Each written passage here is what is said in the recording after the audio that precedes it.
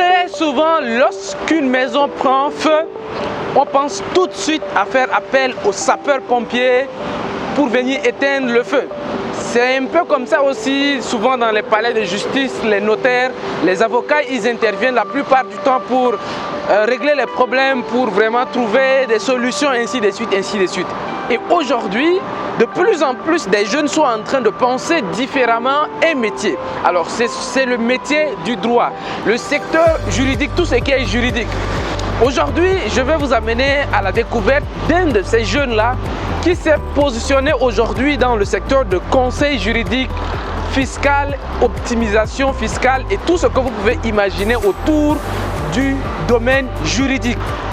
Cherif Baldé est le PDG de Jurist Partners et Jurist Partners est aujourd'hui présent dans 5 pays africains. Vous allez entendre dans cette vidéo l'histoire de Cherif Baldé, de comment il a commencé, d'où il est parti, de quelle famille il est parti. Généralement, vous vous en doutez, en Afrique, on quitte généralement de très bas. Il a quitté également de très loin, de très loin. Il est allé de très loin, vous allez écouter son histoire. Mais pour arriver aujourd'hui à implanter Jurist Partners avec ses différents associés, aujourd'hui, ils sont dans 5 pays. Je vous amène à la découverte de Cherif Baldé. Alors, suivez-moi, on va tout de suite découvrir Cherif Baldé ensemble. Bonjour tout le monde et bienvenue dans cette toute autre vidéo. Aujourd'hui, ça va être une vidéo assez exclusive puisque je suis avec un jeune.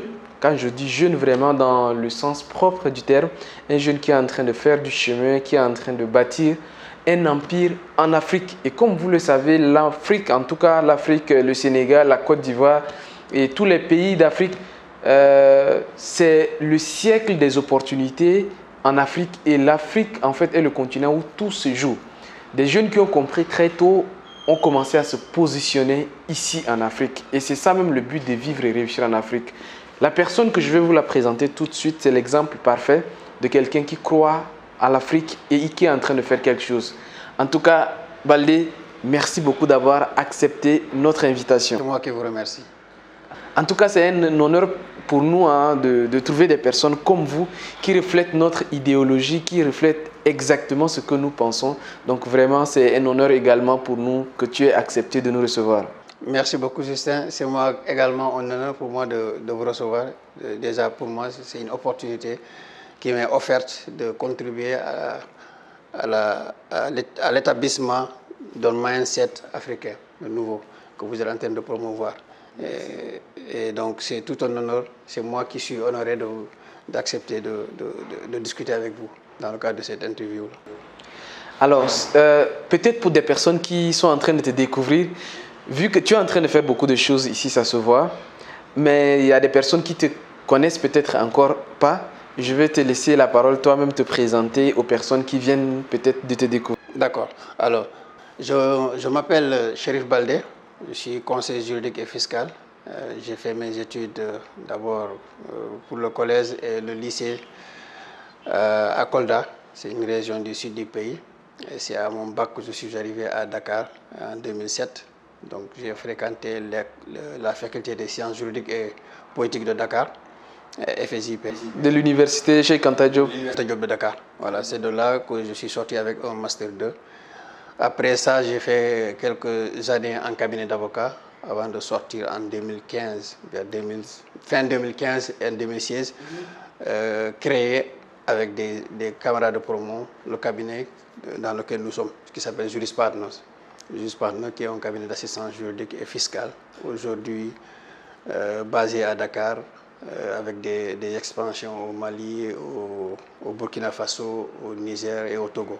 Voilà, de façon ramassée, voici ce que résume la personne que je suis et qui dirige le cabinet depuis 2016. Voilà, et qui coordonne les activités en Afrique. Un peu partout. Voilà, c'est ça. En tout cas, c'est au vu de ce que vous êtes en train de faire que nous, on vous a cherché un peu, on a dit qu'il faut qu'on vienne échanger avec vous. Ouais. Déjà, vous êtes l'exemple, en fait, quand on prend des jeunes qui réussissent en Afrique, vous êtes un exemple type. Rien ne vous prédestinez à ça. Quelque part, Kolda, pour ceux qui connaissent le Sénégal, c'est une des régions du Sénégal. Après, c'est une région du Sénégal, donc tu finis ton bac dans une région. Et tu arrives à Dakar, tu finis l'université, tu entres dans un cabinet d'avocats et tu crées à la fin avec tes promos ton cabinet. Alors, de ce parcours-là, qu'est-ce que toi tu retiens? Alors, je retiens déjà une chose fondamentale, c'est la détermination de réussir. Et j'ai l'habitude de dire aux gens, à chaque fois que vous voulez faire quelque chose, dites-vous le pourquoi vous voulez le faire. Ok, d'accord. Pourquoi sera plus fort que tous les obstacles qui vont se positionner sur votre chemin, parce que ça arrivera. Le pourquoi je voulais réussir. Naturellement, en Afrique, si on connaît la mentalité, d'abord c'est réussir pour aider les parents. Après, ce sera réussir parce qu'on veut faire quelque chose. La passion était effectivement réussir pour aider les parents, en particulier ma maman, qui ne pourra pas peut-être voir la vidéo parce qu'elle n'est pas trop optique. Mais c'est à la base ça. Toute la détermination reposait sur... Parce que j'ai, pour la petite histoire, perdu très tôt mon parent, mon papa, à son âme. Donc j'ai vu ô combien ma maman se battait pour que je puisse faire de bonnes études. Je voulais faire autre chose également parce que je bricolais un tout petit peu. Ça veut dire que l'esprit de l'entrepreneuriat me guettait depuis le départ. Donc je voulais faire ça.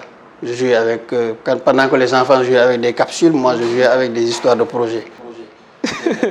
Donc elle ne voulait pas de ça.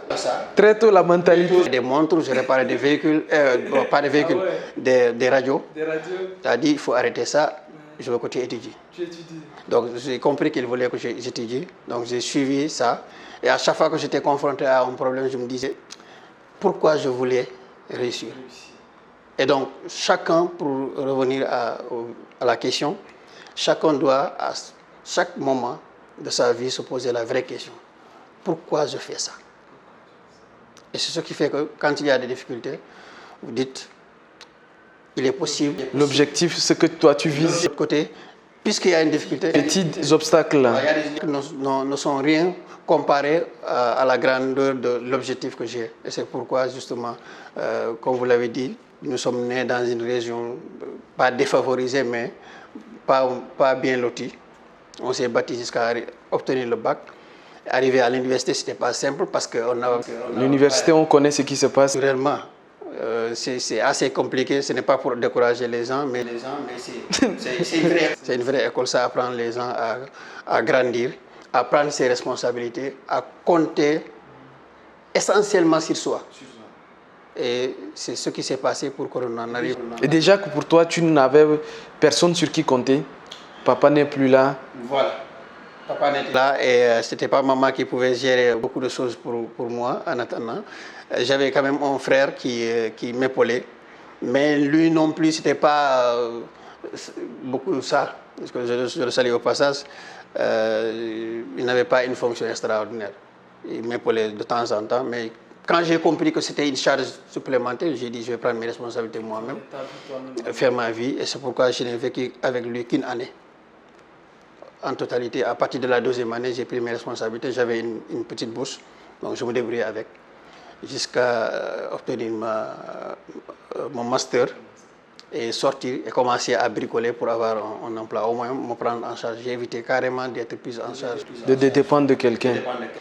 Et c'est pour ça, c'est depuis le départ, parce que même à Kolda, je vous ai dit, je faisais des bricolages, j'étais même coiffeur. Vraiment, ça sentait très tôt que cette personne-là... D'être dépendant de quelqu'un. Je pense que c'est la meilleure façon de vivre en Afrique. C'est d'essayer de faire en sorte de nous en sortir sans devoir dépendre de quelqu'un. Sinon, ça risque d'être un problème pour tout le monde. Parce qu'une seule famille, pour l'essentiel, c'est un qui a un revenu et tout le monde veut compter sur cette personne-là. Finalement, ça risque d'être un problème. Et je voulais éviter effectivement ça. Vraiment, ces parcours-là, c'est très résumé, mais ça résume vraiment la vie de beaucoup de jeunes Africains qui, à ton image, se battent, qui ont des objectifs. Et ce que tu viens de dire, c'est très important. Et les jeunes doivent déjà retenir quelque chose de ça. Et moi, d'ailleurs, ça, c'est une grande leçon. Ne pas dépendre de quelqu'un. Faire tout pour te prendre en main très vite. Et aujourd'hui, par exemple, ça va être difficile pour des gens de Kolda qui ont grandi avec toi, voir que, ok, d'accord, notre ami Balé qui est là aujourd'hui, il a une multinationale au Sénégal, au Mali, un peu partout en Afrique. Alors, comment l'idée d'aller maintenant à l'international t'est arrivée à la tête? Déjà, pour la petite histoire, mon associé est burkinabé. Donc, deux de mes associés sont burkinabés. Donc, c'était plus simple déjà d'aller au Burkina. Okay. Mais après on a eu une clientèle internationale qui nous conduisait à chaque pays. Et à chaque fois qu'on avait la possibilité de nouer des relations dans ce pays-là, on y allait. C'est comme ça que l'idée de multinationale est arrivée. Et aujourd'hui, l'ambition, ce n'est pas de se limiter à ces 5 pays, mais c'est d'aller au-delà de ces pays-là. Mais au fur et à mesure que notre clientèle s'étend et qu'on ait les moyens de notre politique pour que l'on puisse aller dans ces pays-là. Voilà, donc c'est comme ça qu'est venue l'idée. D'abord, africain, on est plusieurs nationalités à l'intérieur de la société. Et ça a commencé par le Burkina. Et après, c'est les clients que nous accompagnons, Les clients, qui demandaient le service. en fonction de la demande, En fonction de la demande, on vient s'établir. tout naturellement, l'expansion est en train de... Alors, votre prochain, comme tu dis, actuellement, vous êtes à 5 pays, mais l'objectif, c'est... Aller au-delà des 5 pays. En tout cas, d'abord desservir toute l'Afrique francophone. 14 pays. Voilà. Et après ça, Après ça, même si ce n'est pas les 14 pays, si une opportunité se présente dans les autres pays anglophones, lusophones. Oui, on ne crachera sur aucune opportunité. Parce que faire de l'entrepreneuriat, c'est de saisir les opportunités. Et à chaque fois que l'opportunité doit se présenter et qu'on est en mesure de la saisir, on bondit dessus, on la prend. On a raté une opportunité en Gambie, qui est à l'intérieur du Sénégal, mais on ne l'a pas exclu. On va continuer à nous battre. C'est comme ça que je le vois. Non, toi, je vois, en fait, ça se sent ici la détermination sur vous, en fait. Vous n'êtes pas quelqu'un qui allait abandonner pour si tôt, quoi. Ça se voit que non, là, vous êtes parti pour aller très, très loin. Et concrètement, les questions que peut-être les personnes vont se poser, vous, au niveau de Juris Partners, qu'est-ce que vous faites? En fait, quels sont vos services? Au niveau de Juris Partners, nous faisons de l'assistanat juridique. Quand je dis l'assistanat juridique, c'est depuis la création de la société jusqu'à sa liquidation. En passant par... Alors, une petite parenthèse, vu qu'il y a beaucoup d'entrepreneurs, là, il y a beaucoup de termes que tu commences à dire. Et en fait, quand tu dis création, ok, d'accord, mais liquidation, tout ça, est-ce que tu peux nous expliquer un peu? Pour la création, il faut commencer par déjà, après que l'idée est germée et que on va dépasser la phase business plan, entre autres, on veut formaliser la société. Parce que la société, c'est comme une personne à part entière. C'est pourquoi quand vous créez, on vous demande de mettre du capital social. Pour que déjà vous lui donnez au moins un patrimoine à sa disposition pour permettre de fonctionner. Et donc, à la phase pour donner naissance à cette société-là, nous intervenons avec la rédaction des statuts, la rédaction des autres accords entre les associés pour régler dès à présent le problème futur. Parce que qui dit argent, il y a probablement, c'est le nerf de la guerre, comme le disent les autres. Et donc, rédaction des statuts, immatriculation de la société, pour donner naissance, effectivement, à la société. C'est ce qu'on appelle création. Donc, toutes les formalités à accomplir pour que la société voit jour, puisse conclure des contrats, recruter du personnel, commencer à vendre et à acheter. Donc, ça, c'est la phase création. Ça, c'est la création. D'accord. Phase fonctionnement. Dans la phase fonctionnement, il y a les relations internes. Ça veut dire que l'entreprise qui existe déjà en tant que personne morale, avec les salariés, les associés, les relations qui existent entre elles, nous intervenons pour les régir. Soit en termes de conseil, soit en termes d'actes à rédiger, contrat de travail, pacte d'actionnaires, assemblée générale à la fin de l'année, les formalités qui accompagnent l'assemblée générale après que les décisions, les formalités à effectuer au niveau du registre de commerce pour déposer les états financiers ou déposer les PV d'approbation. Les formalités entre la société également à certains professionnels du métier comme les notaires. Ça, c'est la phase interne de l'entreprise. Il y a également des relations externes. Très bien. L'entreprise et ses partenaires. D'accord. Et là également, on intervient en termes de conseil. Avec, je dis souvent conclure parce que c'est souvent ce qui revient le plus. Parce que qui dit faire affaire, c'est d'être en contact avec des partenaires. Ça fait naître la relation contractuelle. Donc, il y a des conseillers que l'on prodigue pour que l'individu prenne les bonnes dispositions pour prévenir ultérieurement ce qu'on pourrait appeler un contentieux qui n'est pas souhaitable. Relation avec l'externe, conseil, rédaction de toutes les conventions, tous les types de contrats qui pourraient être utiles à la protection de notre client. Très bien. Et ça, c'est la gestion à l'externe. Assistance à la fin des formalités, ça, ce n'est pas souhaitable. Mais quand on parle, puisque vous m'avez posé la question de savoir c'est quoi la liquidation, il arrive pour des raisons X ou Y que soit l'entrepreneur ne veut plus continuer l'activité. Ok. Parce que si vous créez, vous êtes connu des impôts, vous êtes connu de l'État. Ouais. Donc si vous voulez retirer de l'entrepreneuriat ou de l'activité, il va falloir que vous dites à l'État ou aux impôts que nous retirons. D'accord. Donc il y a des formalités à accomplir. Formalité. On n'accomplit les formalités, on dépose la décision de liquidation, de dissolution déjà, après il y aura la phase de liquidation. Donc la phase de liquidation, c'est après qu'on ait décidé de mettre fin à la société. La société avait des biens, avait des créanciers, avait des débiteurs. Il faut recouvrer le tout et puis voir payer ceux à qui on doit, récupérer ce qu'on nous doit, faire le point. Si le solde est positif, on donne ça aux associés. Si le solde est négatif, bon, là c'est au moment de liquidation. Malheureusement, ceux à qui on resterait devoir n'auront peut-être que les yeux pour pleurer s'il n'y a pas de faute de gestion. Donc c'est la phase de liquidation. Malheureusement, on n'en a pas. Bon, heureusement, on n'en a pas fait beaucoup parce que c'était toujours un pincement de cœur. C'est comme si vous êtes fossoyeur dans une phase de création. Nous qui connaissons l'entrepreneuriat, à chaque fois qu'on voit quelqu'un se retirer, c'est effectivement un pincement de cœur. Heureusement, on n'en a pas fait beaucoup.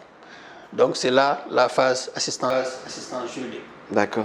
On est dans l'assistance fiscal. Fiscal, ok. Et donc dans on est dans l'aspect conseil, envie d'optimiser. Et donc qui dit optimiser ne veut pas dire violer la loi. Veut dire utiliser ce que la loi permet pour payer moins d'impôts. Donc nous on est dans le conseil là pour essayer d'aider les entrepreneurs ou les entreprises de façon générale à respecter leurs obligations, c'est à la base ça, tout en bénéficiant ou profitant des opportunités qu'offre le système. D'accord? Et ça, c'est le volet le plus important. Il y a un autre volet, pour certains qui ne savent pas faire leurs déclarations, nous intervenons également pour les aider dans la déclaration, dans leurs déclarations mensuelles, semestrielles ou annuelles. D'accord. Et également, un dernier volet dans l'assistance fiscale, c'est quand il y a redressement. Malheureusement, il y a toujours des cas, des personnes qui n'ont pas compris comment ça marche, qui ont compris, mais parfois ils étaient obligés d'enfreindre quelque peu la règle. C'est malheureux, mais ça, c'est un point qui fait que s'il y a un appel à faire, ce serait de faire ça. Disons, vous êtes dans une sorte de comptabilité d'engagement. Aujourd'hui, vous me facturez 20 millions. Oui. C'est votre premier marché. Oui. C'est une comptabilité d'engagement. Oui. Au 15 du mois prochain, aujourd'hui on est le 19, oui. Au 15 du mois prochain, vous devez verser la TVA qui se greffe au 20. Sur les 20 millions, ok. Même si je ne vous paye pas. Waouh. C'est une comptabilité d'engagement. Ça veut dire quoi? Si vous ne payez pas au 20... Là, la commande est lancée. La commande est lancée. Mais je n'étais pas encore payé. Vous avez envoyé la facture. On a même le bordereau de livraison, c'est tout. Mais on ne vous a pas payé. Parce que vous avez convenu, vous êtes obligé de le faire, vous êtes primo-débitant, d'accorder des délais de paiement dans 2 mois. C'est un mal nécessaire. Mais aujourd'hui, vous êtes obligé de payer au 15 du mois prochain la TVA. De l'argent que je n'ai pas reçu. Donc, ce qui fait que beaucoup vont se retrouver dans une situation où elles doivent payer, c'est une obligation de le payer, mais elles ne peuvent pas payer parce qu'elles n'ont pas de quoi payer. Et ça, ce n'est pas très encourageant en termes d'entrepreneuriat. Moi qui l'ai vécu, je sais au combien c'est difficile. Et ça, je voulais en profiter pour lancer un appel aux autorités qui pourraient peut-être d'essayer de gérer. Pour les premiers débutants, essayer de faire en sorte qu'ils ne soient pas redressés à cause d'un défaut de reversement alors qu'ils n'ont pas reçu l'argent. Voilà, donc on peut les assister quand il y a un redressement, quand il y a violation de la loi, sciemment ou inconsciemment. On peut les aider à soit lever carrément le redressement, parce que parfois c'est par erreur qu'on les a redressés. Parfois j'avais même les justificatifs, mais ils ne savent pas les utiliser. Donc on les aide à avoir ça. Après, il y a un autre volet, la formation. Il y a la formation via un séminaire qui est ouvert au public. Il y a également des formations à la carte. Ça, c'est suivant le besoin du client qui détermine ce qu'il vaut en termes de renforcement de capacité de son équipe. Et on prépare la formation et on y va en entreprise. Donc, voici de façon ramassée ce que l'on fait depuis 2016. Depuis 2016. Voilà. Ça fait déjà 6 ans. Ouais, on est à notre 6e année. Ça fait 6 ans, waouh! Et ça, c'est déjà un grand défi que vous avez relevé, parce que selon les statistiques, 80% des entrepreneurs et des entreprises meurent sur la première année, les 20%, les 10% après 5 ans maximum. Il n'y a que 2 ou 3 qui résistent. Sur 100, il n'y a que 2 ou 3 qui résistent, mais vous avez dépassé les 5 ans et vous êtes encore là. Et c'est là que c'est maintenant seulement que ça commence. On a l'impression que vous... Ça commence. Honnêtement, pour moi, le défi premier, c'était déjà de jouer le maintien. Après qu'on ait été admis à jouer peut-être la deuxième ligue, on devait rester à la deuxième. Pensez-vous à jouer à la première ligue? C'était de faire le maintien, faire les 5 ans, vous avez fait déjà 6 et on a l'impression que c'est maintenant que vous avez commencé, hein, là, avec la motivation qu'on voit. C'est maintenant, en fait, au début de l'année que nous tenions des rencontres pour dire aujourd'hui, nous étions dans une logique de maintenir, on n'est plus dans cette logique-là, dorénavant. L'expansion maintenant. On a commencé même depuis 2016, parce que l'ambition c'était effectivement de couvrir les pays de l'Afrique et nouer des relations au niveau international. Parce que si les autres sont en mesure de le faire, c'est que nous aussi, nous sommes en mesure de le faire. Et cette ambition-là, elle est intacte.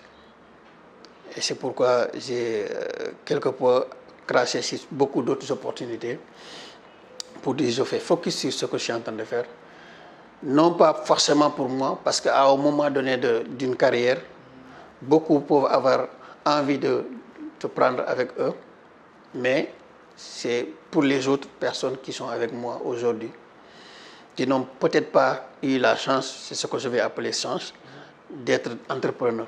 Parce que c'est une vraie chance d'abord de se gérer, ensuite d'aider certaines personnes à se gérer. Donc c'est une chance. Donc on se bat avec toute cette équipe-là pour que l'on grandisse. Maintenant qu'on a fini de jouer le maintien, on va se maintenir naturellement, mais on a l'ambition aujourd'hui d'aller en Première Ligue et pourquoi pas gagner la Ligue des Champions. C'est bien possible, je pense. Alors aujourd'hui, concrètement, quels sont vos défis? C'est-à-dire que vous faites face à... Alors, à qui? Déjà, à l'environnement. L'environnement, quoi que les gens ou les autorités étatiques ont fait des efforts, l'environnement reste encore hostile aux petits. Ah oui, les petits poissons ne sont pas autorisés à danser ici. C'est petit. Parce que pour la petite histoire, quand nous démarrions, à chaque fois qu'on entrait dans une entreprise, la première chose qu'on posait, c'est quelles sont vos références. J'avais envie de poser la question suivante, mais si déjà personne ne donne une chance, quand est-ce qu'on va avoir une référence? Il va falloir bien qu'à un moment donné... Il va falloir que quelqu'un nous dise, ben, écoutez, même si c'est une petite chose, essayez de me faire ça. Aujourd'hui, c'est comme ça que je fais. Quand je fournissais des services de communication, je lui dis, ok, il n'y a pas de souci, j'ai besoin d'un propre explique, même si je n'en ai pas besoin forcément. Au moins pour vous donner une opportunité de dire que j'ai travaillé pour juste pas, non. Donc, on était confrontés à ça. Donc, l'environnement, déjà, dans la mentalité des gens, il faut qu'on en ait des références. Surtout quand on apparaît jeune. Effectivement, l'une des raisons pour lesquelles j'ai laissé la barbe, c'était pour ça. Pour un peu rehausser l'âge, sinon... Donc, c'était compliqué. Déjà, l'Africain, de façon générale, d'abord référence. La deuxième chose, c'est on n'a pas le sens de se faire conseiller. Et c'est pourquoi on n'a pas, dans le domaine où nous sommes, on a du mal à montrer la valeur ajoutée qu'on donne aux gens, surtout dans l'environnement où nous vivons. Je parle des Africains de façon générale, qui, quand vous parlez de conseil, pensent que c'est de l'argent que vous jetez par la fenêtre. Or, c'est quand vous construisez en tant qu'architecte, le plan que vous faites, s'ils pensent simplement que c'est un simple dessin, ils se trompent. Parce que c'est sur la base de ça qu'on va pouvoir faire du béton armé sérieux pour que la construction tienne des années. Et donc, de la même manière que nous, ou que l'assureur fait en sorte que lorsqu'il y aura problème, qu'il y ait indemnité, notre rôle en tant que conseiller, de prévenir. Au pire des cas, s'il y a un problème, c'est qu'au moins, avec ce que nous avions pris comme disposition, que vous puissiez vous en sortir sans difficulté. Malheureusement, on n'a pas compris ça et c'est difficile de faire comprendre ça encore. Quoique, il y a une nouvelle élite qui est en train d'essayer de s'orienter, de gré ou de force, parce que de l'extérieur, les gens viennent. Et eux, Dieu sait que, avant de venir, parce que moi j'ai conseillé certains qui sont aujourd'hui au Sénégal, avant de venir 2 ans avant, ils commencent à comprendre l'environnement juridique surtout. Ils vont me poser des questions banales du genre comment on recrute, comment on paye, comment on licencie.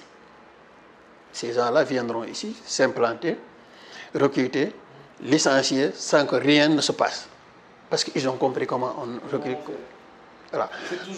C'est toujours mieux qu'on te montre le chemin. Toujours mieux. Et je pense qu'on gagnerait beaucoup à essayer de faire ça.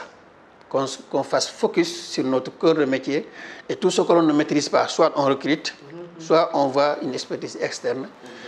Et la plus-value d'avoir peut-être une expertise externe comme mon cabinet, c'est que le cabinet conseille plusieurs domaines d'activité. Et donc, il va emmagasiner beaucoup d'expérience dans plusieurs secteurs. Et le tout, à chaque fois qu'il a une question, c'est le tout qui entre en ligne de mire. C'est l'expérience, tout ça de différents conseils. Voilà, donc rentre en ligne de mire. Ce que tu dis, moi, je te donne parfaitement raison. Hein, parce que l'Africain n'a pas cette programmation de dire que je veux me faire conseiller. Il pense que conseil, c'est parler. Alors que ça vient d'une expérience, comme tu l'as dit, ça vient d'un vécu. Ouais. Mais les Africains ont tendance de ne pas accepter des conseils. Le conseil, c'est rien. Ah oui, je vous assure. La dernière fois que je voyais quelqu'un m'avait appelé pour un conseil, quand je lui ai dit le prix, il m'a dit non, pourtant ça. Mais. Vous pensez que je me suis levé un bon jour. Pour savoir tout? J'ai fait au moins 7 ans à l'université. 7 ans à l'université, en passant la moitié de la nuit, ou si ce n'est pas toute la nuit, en amphithéâtre, pour essayer d'apprendre des choses et aller être évalué pour qu'on nous dise finalement tu as les aptitudes, ou tu as les connaissances de telle ou telle chose. En réalité, après plus 6 ans, pour pouvoir dire quelque chose qui tienne. Plus de 10 ans. Donc, quelqu'un vient te donner un conseil? Et vous dites que c'est cher. C'est cher. Quoi qu'on n'est pas cher, c'est juste relatif en termes de cher. C'est parce que l'individu ne connaît pas la valeur de ce qu'on lui donne en termes de conseil et ce que ça peut lui éviter ultérieurement. C'est très risqué. Hein. C'est très risqué pour des personnes c'est très risqué pour des personnes qui ne veulent pas se faire conseiller. C'est très risqué. Alors, si vous êtes... D'abord, une petite parenthèse. Je vais vous indiquer sur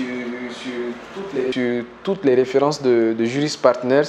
On va mettre le contact, on va mettre les détails de Juris Partners dans la barre de description. Moi, je conseille vivement aux entrepreneurs de se faire conseiller par des professionnels. Des personnes qui ont étudié ça, qui ont pratiqué ça, qui savent à quel moment vous allez rencontrer des difficultés. Et dès l'avance, vous, comme vous l'avez dit tout à l'heure, c'est de mettre des dispositions pour que si cette situation arrive, vous l'avez déjà prévu. Je vous recommande vivement en tant qu'entrepreneur, même si vous n'êtes pas dans l'un de ces 5 pays-là, au moins faites-vous conseiller. Ça, c'est quelque chose que moi, vraiment, je vous encourage. Disons ça, en réalité, ce n'était pas pour prêcher forcément pour notre chapelle. Quoique, si on a de nouveaux clients, on est tout heureux. Pour en revenir à votre question, le deuxième élément en termes de contraintes, c'est la concurrence. Parfois, ce n'est pas une concurrence saine. Je me fais le plaisir de rappeler quelques anecdotes. Et je me souviens, je suis allé voir un notaire pour lui apporter un dossier. Mais il m'a tellement posé de problèmes que j'ai été obligé de retirer le dossier. Pourquoi? Parce que je risquais de perdre le client en même temps. Mais pire, c'est que l'individu est allé voir le client en tant que tel, parce que connaissant là où se trouve le siège, lui dire, vous n'avez pas besoin d'aller passer par X, venez me voir directement. Heureusement que le client n'est pas parti. Mais c'est pour dire que ce n'était pas sain. Non, ça, c'est pas normal. Sans compter que nous avons parfois des partenaires internationaux pour lesquels des nationaux vont aller là-bas leur dire vous vous faites conseiller par des noms X ou Y. Alors que pour moi, c'est quel esprit? Et des Sénégalais qui vont dire aux internationaux. Sinon, une seule année qu'on vous fait on vous consulte, vous vous faites conseiller par des X dans notre pays, c'est pas. En fait, nos frères qui vont. Naturellement, nos frères vont voir les autres pour leur dire non, vous ne faites pas conseiller par ça. Parce que pour moi, c'est une question de compétence. Exact. Si je reste avec vous, c'est parce que vous êtes en train de. Bien sûr, c'est même ça. Quand vous êtes là, 1 an, 2 ans, 3 ans, 4 ans, mais c'est que pendant ces temps-là, les premiers qui vous ont fait confiance, vous ont refait confiance. Et si vous êtes là 5, 6 ans, c'est-à-dire que quelque part, il y a la compétence. Et là, ça ne doute pas en fait. Ça. Voilà. En tout cas, on se bat pour maintenir notre niveau de service optimal et continuer à nous battre. Parce que ce n'est pas cette concurrence-là malsaine qui va nous décourager. Je pense qu'il y a de la place pour tout le monde. Bien sûr. Et nous sommes dans un continent où tout est à faire, ou presque, et nous pouvons tous avoir notre place ici, tant qu'on fait ce qu'il faut faire pour nous en sortir. Et donc, l'environnement et la concurrence, bon, dans un troisième point, les autorités publiques, les politiques publiques doivent être revues dans une logique d'encourager l'entrepreneuriat, carrément. Il faut aller dans ce sens-là. Sinon, on va créer, bon, on en a déjà commencé, des chômeurs tout le temps. Vous faites juste l'étude, combien sortent de l'université. Moi, en personne, ici, je reçois chaque semaine minimum 10 CV par mail ou par dépôt physique. Je suis une petite entreprise, entre guillemets, que je peux dire. Même si je le voulais, je ne pourrais pas recruter tout le monde. Donc, si tout le monde cherche, c'est qu'il faut que beaucoup créent. Beaucoup créent. On va avoir où entrer. Après, ce qui va se retourner contre nous tous, nous sommes dans la même barque, c'est qu'on va sortir d'ici et on se fait agresser par quelqu'un qui a cherché partout, qui n'a pas trouvé. Pourtant, ce n'est pas toi le problème. Ce n'est pas toi le problème. Donc, l'État. Toi, tu as recruté quelques-uns déjà, sauf que tu ne peux pas continuer à recruter. Merci. C'est ça. Et encourager l'entrepreneuriat et les entreprises qui se battent serait mieux. Et ça, ils connaissent déjà comment faire. C'est soit allègement fiscal ou suspension, comme ils le font, les honorations de certaines boîtes ou certains types d'impôts, ne serait-ce que pour quelques années.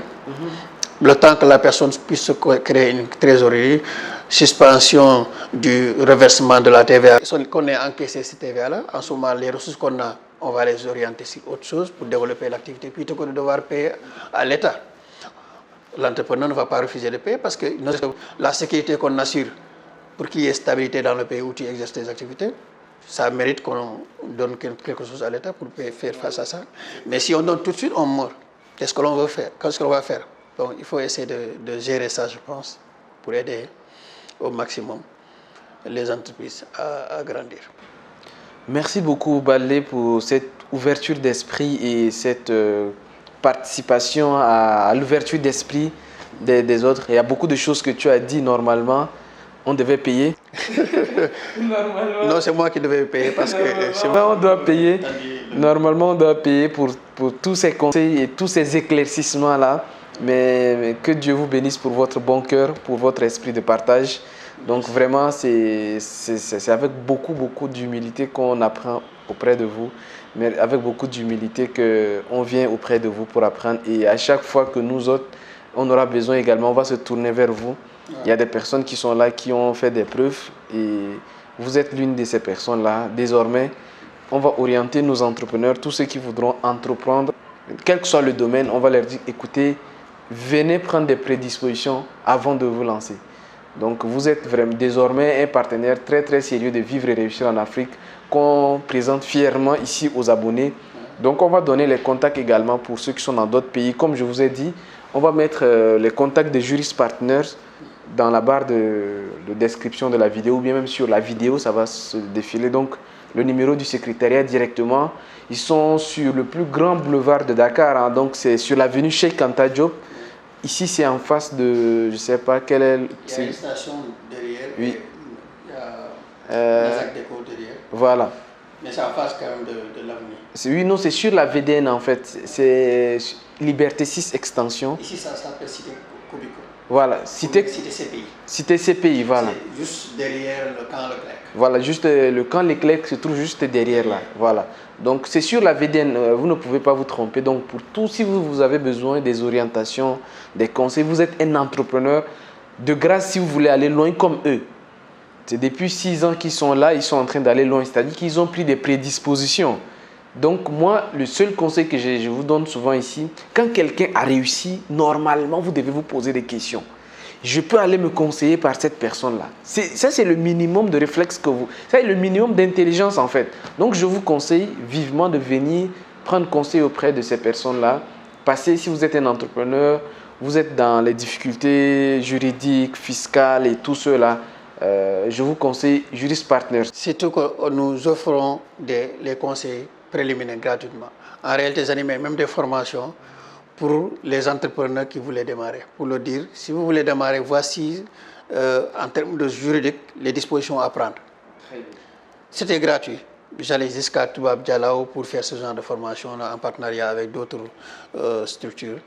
Malheureusement, depuis 2 ans, avec la Covid, on avait arrêté ça. Mais s'ils viennent, ne serait-ce que pour ces renseignements préliminaires, on est prêt à les accueillir à bras ouverts. Des sessions d'information. Voilà. Gratuitement par rapport à l'environnement juridique de leurs secteurs d'activité. Ils poseront toutes les questions, on leur accordera 1 heure, 2 heures, par semaine. Et surtout, nous, il y a beaucoup de gens de la diaspora qui nous suivent. Si vous ne vous connaissez surtout pas dans l'environnement juridique, vous ne vous connaissez pas, ce que vous avez l'habitude de faire en Belgique, en France, au Canada, ce n'est pas la même chose au Sénégal. Si vous voulez venir faire un investissement au Sénégal, je vous conseille de passer d'abord par ces structures-là pour qu'on vous donne un peu, et comme il dit, c'est gratuit, juste des conseils préliminaires, ça vous permettra de mieux comprendre l'environnement juridique avant d'investir dans quelque domaine que ce soit. Voilà. Donc, Baldé, vraiment, merci beaucoup pour le temps. C'est moi qui vous remercie. C'est en milieu de semaine en plus, on vient t'interrompre comme ça. Merci de nous ouvrir tes portes. Donc, c'est pour la bonne cause. Donc, c'est moi qui vous remercie et vous encourage davantage à œuvrer dans ce sens-là. Vous êtes sur la bonne voie. Vous êtes en train d'éveiller plus d'un. Nous-mêmes qui avons suivi vos vidéos en sommes très fiers, en raffolons. Et souvent même, je mets les vidéos pour mes collaborateurs.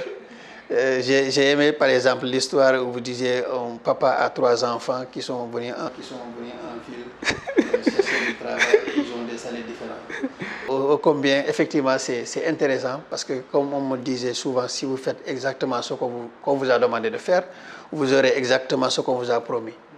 Donc, mais si vous faites plus, vous aurez des surprises. Donc c'est important. Quand j'ai lu ça, c'est directement ce qui m'est venu en tête. Je dis, ça, je vais partager ça avec mes collaborateurs pour qu'ils comprennent. Ce n'est pas forcément pour les mettre mal à l'aise, mais c'est pour les galvaniser, pour qu'ils comprennent que l'entreprise a besoin justement de personnes qui donnent le meilleur d'eux-mêmes. Parce que c'est le monde en tant que tel qui est comme ça.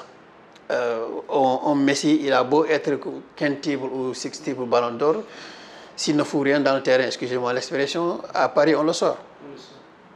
Donc, si on n'est pas, on ne sert à rien au système, on va le sortir. Donc, il faut faire en sorte d'être serviable.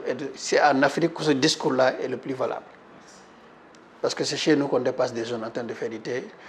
Vous le demandez, est-ce que vous pouvez démarrer telle ou telle chose? Non, non, ça ne va pas marcher. Ça, il n'a même pas essayé. Il n'a même pas essayé et ça ne va pas marcher. Donc, je vous encourage vraiment et je vous remercie. C'est nous tous qui devions contribuer à ce que vous puissiez faire ces vidéos et à continuer à les faire. Et si c'est ça que nous pouvons faire pour vous encourager, nous le faisons avec beaucoup de plaisir. Et vous remercions pour l'opportunité que vous nous avez offerte. Nos portes sont ouvertes, non seulement pour votre organisation, mais également pour toutes les structures, tous les entrepreneurs que vous allez référer, qui viennent à votre nom. Nous leur ouvrirons grandement les portes et discuterons avec eux, essaierons d'accéder à leurs demandes de la meilleure des façons. Merci beaucoup. Merci beaucoup. Alors, merci beaucoup et à très bientôt. À très bientôt.